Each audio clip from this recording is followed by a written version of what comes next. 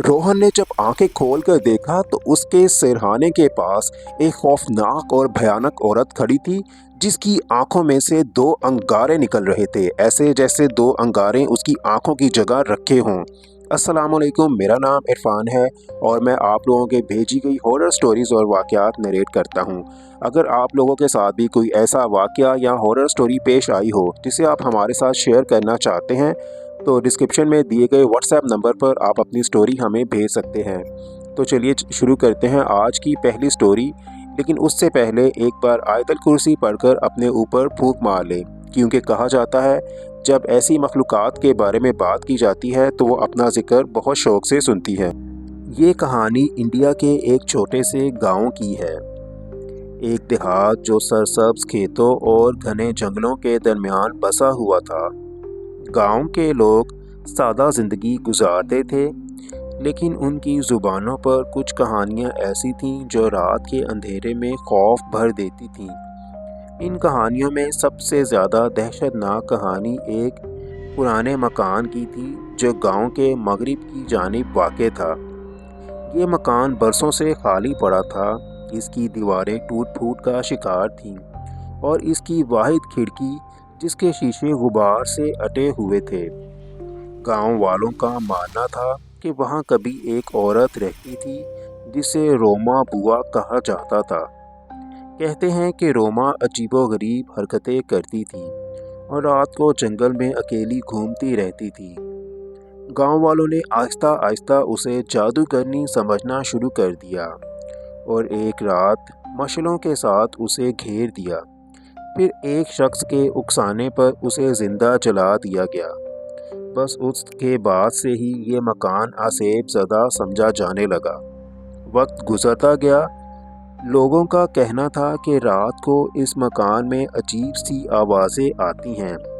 कभी कोई हंसता है और कभी कोई धीमी सी चीखें सुनाई देती हैं और कभी लकड़ी के फर्श पर चलने की आहट। और कभी भी कोई इस मकान के करीब जाने की हिम्मत नहीं करता था, सिवाय रोहन के। रोहन गांव का एक बहादुर और शरारती लड़का था। उसकी उम्र 18 बरस थी और वो हमेशा अपने दोस्तों को मुतासिर करने के चक्कर में रहता था। एक दिन चांदनी रात में रोहन और इसके दोस्त खेतों के किनारे बैठे बातें कर रहे थे। बातों बातों में उस पुराने मकान का जिक्र छिड़ गया। एक दोस्त ने रोहन से कहा कि अगर तू वाकई बहादुर है तो उस पुराने मकान में एक रात गुजार के दिखा। बाकी दोस्त हंस पड़े, लेकिन रोहन ने उसे अपने लिए एक चैलेंज समझ लिया। ठीक है, उसने कहा, मैं आज रात वहां जाकर सोऊंगा और सुबह तुम सबको बताऊंगा कि ये सब कहानियां झूठी हैं जो गांव वाले अपने से घड़ते रहते हैं। खैर, दोस्तों ने उसे रोकने की कोशिश की, लेकिन अब रोहन का फैसला पुख्ता था। रात के 10 बजे रोहन ने अपने घर से एक छोटी सी लालटेन, एक पानी की बोतल और एक खेस लिया। माँ ने इसे रोका और पूछा, बेटा कहाँ जा रहा है इस वक्त? तो रोहन ने झूठ बोला कि दोस्त के पास जा रहा हूँ, रात वहीं रहूँगा। माँ ने कुछ शक तो किया, लेकिन बहरहाल उसे जाने दिया। गांव के खामोश रास्तों से गुजरता हुआ रोहन जब उस पुराने मकान के सामने पहुंचा, तो चांद की रोशनी में वो मकान कुछ और भी ज़्यादा खौफनाक लग रहा था। दरवाज़ा लकड़ी का था जो हवा से हल्का हल्का खटखटा रहा था। रोहन ने गहरी सांस ली और अंदर कदम रखा। अंदर का मंजर वीरान था। धूल की तह हर चीज़ पर जमी हुई थी। मकड़ियों के जाल छत से लटक रहे थे। हवा का एक झोंका आया और दरवाज़ा ज़ोर से बंद हो गया। रोहन चौंक पड़ा, लेकिन उसने खुद को संभाला। उसने ज़मीन पर वो चादर बिछाई, लालटेन को अपने पास रखा और लेट गया। कुछ देर तक सब खामोश रहा, लेकिन फिर उसे एक धीमी सी आवाज़ सुनाई दी, जैसे कोई सरगोशी कर रहा हो। उसने सोचा शायद हवा है, लेकिन जब खिड़की को चेक किया तो सब बंद था। दिल में एक अजीब सी बेचैनी उठी, لیکن اس نے خود کو سمجھایا کہ یہ سب بس اس کا وہم ہے۔ رات گہری ہوتی گئی۔ 12 بجے کے قریب روہن کو لگا جیسے کمرے کے کونے میں کوئی حرکت کرتی ہوئی چیز ہے۔ اس نے لالٹین اٹھائی اور روشنی وہیں ڈالی۔ ایک لمبا سا سایہ دیوار پر پڑا، جیسے کوئی کھڑا ہو۔ کون ہے؟ روہن نے کپکپاتی آواز سے پوچھا، لیکن جواب میں صرف سناٹا تھا۔ سایہ آہستہ آہستہ دیوار کے ساتھ سرکتا گیا اور پھر اچانک غائب ہو گیا۔ روہن کا دل اب زور زور سے دھڑکنے لگا۔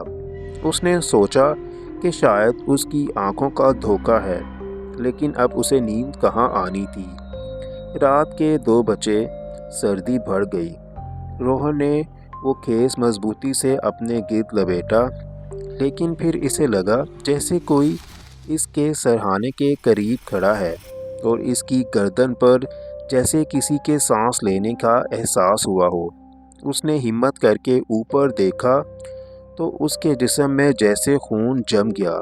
ایک عورت کھڑی تھی، لمبے کالے بال اس کے چہرے پر بکھرے ہوئے تھے اور سفید کپڑوں میں لپٹی ہوئی۔